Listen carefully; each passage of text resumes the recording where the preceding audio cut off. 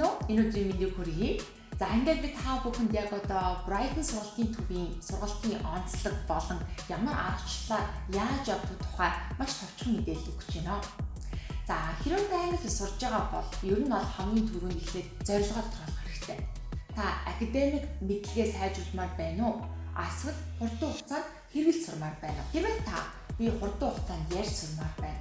Би хурдан хугацаанд ажил дээр төвөггүй англи хэлийг ашигладаг болмоор байна. Магадгүй би удахгүй аялахдаа тодорхой хэмжээний англиар ярьдаг болчмоор байна.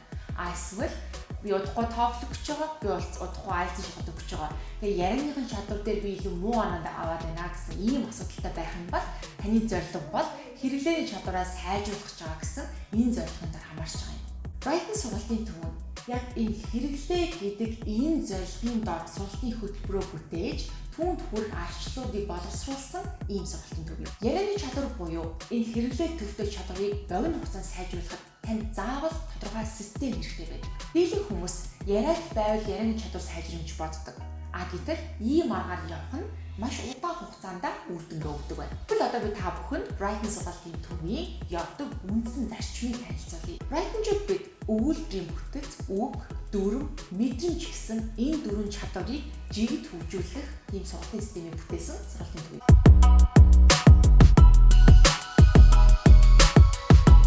Жишээ нь өгүүлбэрийн бүтцийг ярив. Өгүүлбэрийн бүтцийг ойлгоно гэдэг нь өөрөө маш том системийг ойлгож байгаатай ижилхэн. За тэгвэл Brighton дээр бид нар DNA 3 гэдэг хэлбэршүүлсэн аргачлалаар англи хэлний өгүүлбэрийн бүтцийн ерөнхий механизмыг маш амархан аргачлалаар тайлбарладаг. Ингэж амархан аргачлалаар тайлбарснаар нэгдүгээр сурчид маань өгүүлбэрийн бүтцийг маш богино хугацаанд хурдан ойлгож авдаг. Нөгөө талд ингэж амархан аргаар тайлбарлуулсан бүтцийг хүн хурдан хугацаанд хэрэглэж чаддаг.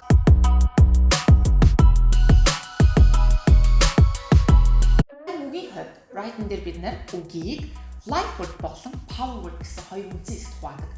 За life word гэдэг нь бидний сайн мэдж байгаачлан аль ч хэлэндээ байдаг, аль ч хэлэндээ давтамж хамгийн өндөртэй ашиглагддаг ийм үгнүүд байдаг.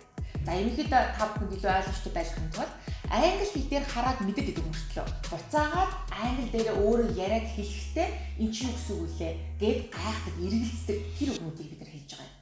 За аль ч хэлийг та сурж исэн life word-ийн мэдлэгийг та заавал эзэмсэн байх ёстой. За харин нөгөө тал power words.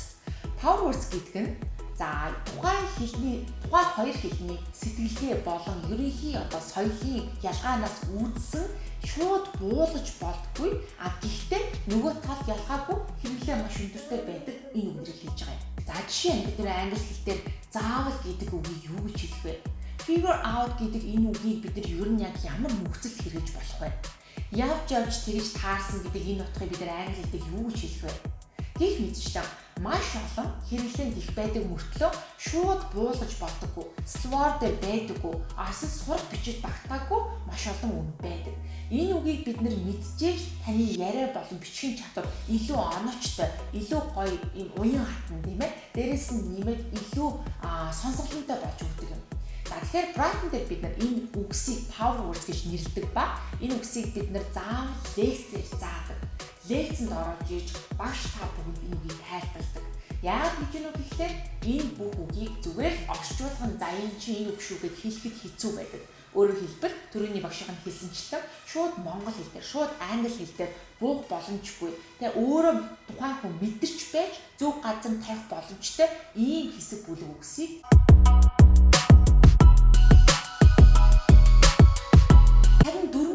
Brighton-ийн дүрмээр заадаг зарчим юу вэ гэхлээр ерөөсөө амьдралд хамгийн өргөн хэрэглэгддэг багц дүрмүүдийг бид нэр заадаг.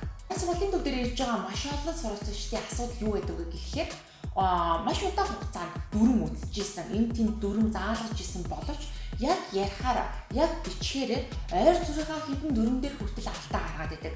Тэгэхээр дүрмийг ч гэсэн бид нар амьдрал дээр тодорхой хэмжээнд давтамжаар нь ангиж болно. Тэгэхээр ойр зуртаа буюу хэрэглээний дунд давтан орж ирээд байдаг дүрмээ эхний ээлжинд бүгдээрээ асуудалгүй болоход тэрийгэ хэрэглээд сурчих юм бол дараагийн хүнд дүрмүүдийг та заавал заалахгүйгээр өөрөөр мэдрэмжээр асуух боломжтой.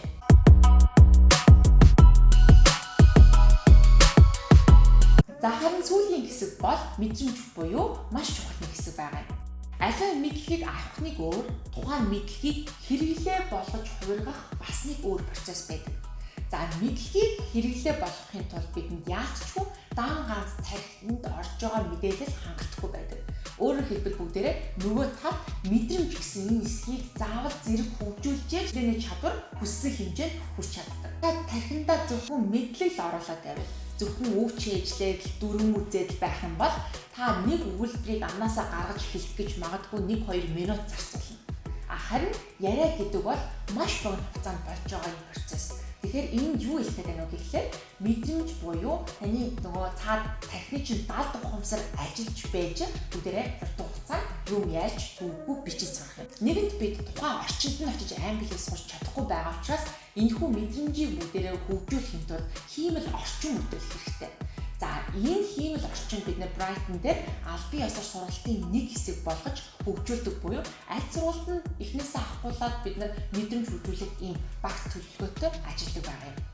Мөн үндсэн лекц, шинэ ойлголтуудыг хурдан хугацаанд хүний тархины даалд ухамсарт оруулахын тулд маш олон шатлалтай бид нар дадлага хийдэг.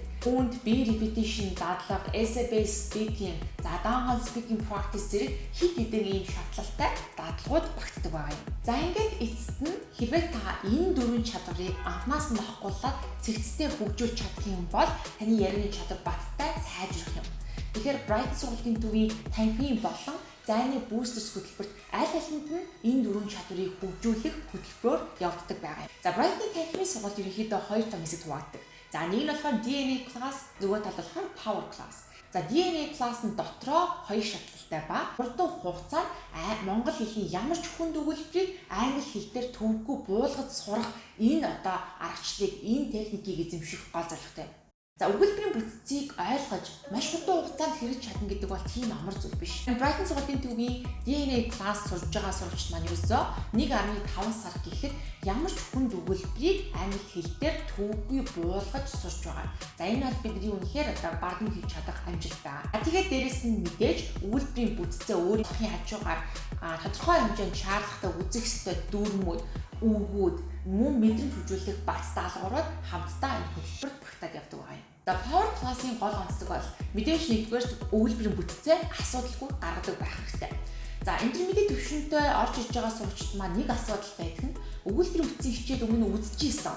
Ерөнхийдөө юу байдгаа бичээд чадчих байгаа мөртлөө яг ярихаараа ганцхан бүтцтэй өгүүлбэрүүдээр яриад байдаг. Би тэнд хийж байгаа, би ингэж байгаа, би юм хийж байгаа гэдэг ерөөсөө single бүтцтэй өгүүлбэрүүдээр яриад байдаг. За single бүтцтэй өгүүлбэрээр ярина гэдэг нь мэдээж яаж утсан харам ханаар бодохоо хангалттай биш юм.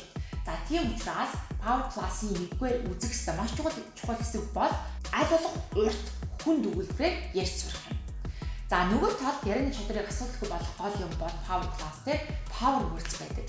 За ахыхан түрүүний хэлдэгчлэн Power Words-ийг бид нэг бүрчлэн лекцэнд оруулж иж заадаг. Яг л тэрийг сурагч маань өөрөө мэдэрч ээж зөв газар нь, зөв цагт нь яг Америк хүн шиг сэтгэж зөв үг авчиж тавьж чаддаг. За дээрэс нь нэмээд асуудалгүй, гацхгүй, ямар ч төсөлд өөрөө төвгүй ярьдаг болыг гэх юм бол мэдээж танд мэдрэмж хэрэгтэй тийм ээ. За мэдрэмж хөгжүүлэх багц план бас манай хөтөлбөрт ордог. Энэ чанга уншаал, сонсгол, ярих зэрэг иймэрхүү практисууд нэлээд орж ирж байгаа. Мөн машинхан түрүүн хэлсэнчлэн манай дадлагууд зөвхөн random дадлага биш, бэлтгэлтэй арай, бэлтгэлгүй арай гэж хоёр угааддаг.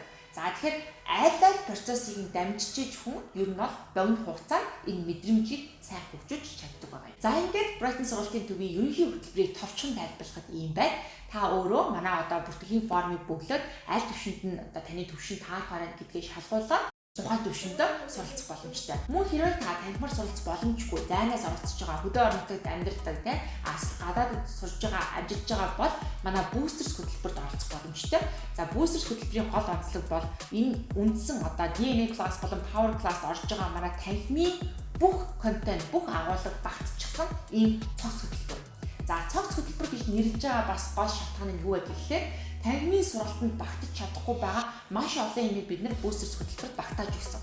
За үүнд болохоор tracking system буюу онооны систем, тогтмол 10 раунд тутам очих тайлан, За сургууль суралцагчийн supporting system буюу нэг суралцагч бүрийг шахаж ажиллах ганцаарчилсан хичээлүүд. Дээрээс нэмээд мэдрэмж хөгжүүлэх багц план буюу өдөр болгон мэдрэмжээ хөгжүүлэх юм дадлагын нэгдсэн том систем байгаа.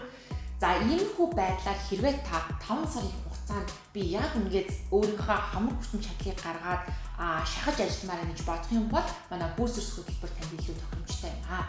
За ингээд эцэст нь хэлэхэд Brighton сургалтын төв нь өөрсдийнхөө боловсруулсан аргачлалаа зөвхөн ярианы буюу хэрэглээний чадварыг сайжруулах цорын ганц зорилготойгоор төвлөрч ажилладаг энэ сургалтын төв юм. Хэрвээ танд хурдан хугацаанд ярьж сумаар хурдан хугацаанд би хэрэгэлдэг англи хэлийг ажил амьдралдаа асуудалгүй ашигладаг болмоор байна гэсэн зорилго байх юм бол манай сургалтыг сонирхоод үзээрэй. Баярлалаа. Та бүхэнд амжилт хүсье.